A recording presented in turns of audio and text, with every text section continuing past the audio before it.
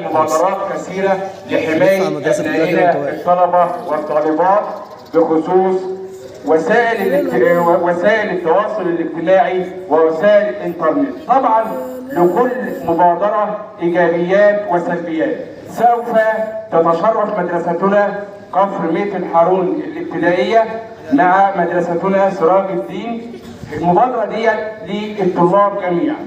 أولا المبادرة أطلقنا عليها اسم احمي نفسك إلكترونيا. هنتجول ونعرف بنود لوسائل الإنترنت سلبيات وإيجابيات. طبعا من أهم الإيجابيات للإنترنت إحنا في ثورة التكنولوجيا الرقمية.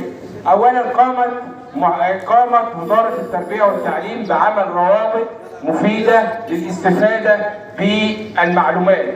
أولا واكتساب المعرفة والمهارات. عملت روابط منها بنك المعرفة، المنصات التعليمية، الروابط التعليم الثانوي، وكل ذلك يعتبر من الإيجابيات التي يجب أن نتمسك بها.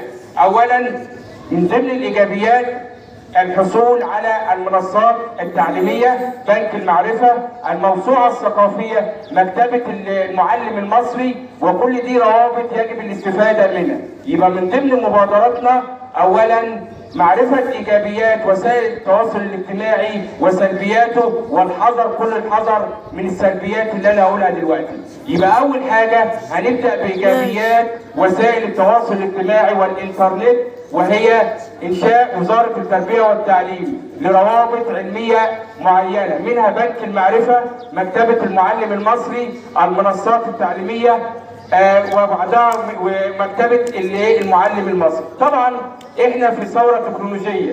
اولا الروابط التعليمية مفيدة جدا، ومنها يحصل المعلم على التقييمات على الامتحانات وغيرها من الاطلاع والمعرفة. يبقى اذا من ايجابيات وسائل التواصل الاجتماعي الانترنت الحصول على روابط معينة، منها بنك المعرفة، المنصات التعليمية وغيرها من الروابط، ويجب الاطلاع عليها كطلاب. ثانيا بقى نيجي على التحذيرات الهامة من سلبيات وسائل التكنولوجيا الحديثة. أول حاجة كل البعد عن عدم نشر أي صور أو متعلقات شخصية على وسائل التواصل الاجتماعي، ودي هتعرضك للاحتيال أو الابتذال. يبقى عدم نشر أي صور أو متعلقات شخصية على أي وسيلة من وسائل التواصل الاجتماعي. كل البعد عن الألعاب الإلكترونية، فالرياضة ممارسة وليست ألعاب إلكترونية. يبقى أول حاجة عدم نشر أي صور على وسائل التواصل الاجتماعي، دي مبادرة بتقول عليها. تاني حاجة كل البعد عن الألعاب التي تدعو إلى العنف والإرهاب، الألعاب الإلكترونية دي ثانيا. ثالثا من أهم السلبيات أيضا الأمراض المنتشرة بوسائل الإنترنت. أول حاجة العزلة، الانغماس في وسائل التواصل الاجتماعي يعرضك للعزلة وإلى انفصام الشخصية والبعد عن الواقع، فالرياضة ممارسة وليست ألعاب إلكترونية. يبقى إذا أعزائي الطلبة والطالبات التحذيرات اللي بنقول عليها مدرستنا كفر ميت الحارون وسراج الدين: البعد عن نشر أي صور أو متعلقات شخصية على وسائل التواصل الاجتماعي، دي نقطة مهمة.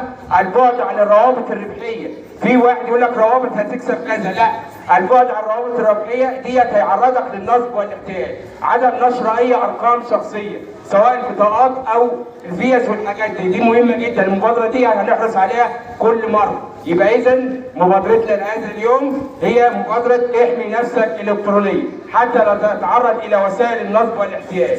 قلنا الإيجابيات دي هنمشي فيه. أول حاجة الاطلاع على مكتبة المعلم، بنك المعرفة، المنصات التعليمية، الحصول على التقييمات، الحصول على المذاكرة واكتساب الخبرات والمعلومات. دي حاجة، دي الإيجابيات دي هنتمسك بها. وقامت وزارة التربية والتعليم بنشر هذه الروابط للعامة حتى ولي الأمر يمكن الاطلاع عليه، وهذا لاكتساب المعلومات والاستفادة منه، والبعد عن كل البعد عن السلبيات. يبقى إذا من سلبيات البعد عن الألعاب الإلكترونية التي تدعو إلى العنف والإرهاب دي أولا. ثاني حاجة الروابط الربحية تبعد عنها، اللي هي يقول لك اكسب كذا، لا، ده كله نصب واحتيال. ثاني حاجة عدم نشر أي صور أو متعلقات شخصية. يبقى احنا مع مبادرة احمي نفسك الكترونيا، والى اللقاء الى مبادرات اخرى، وشكرا لحضراتكم.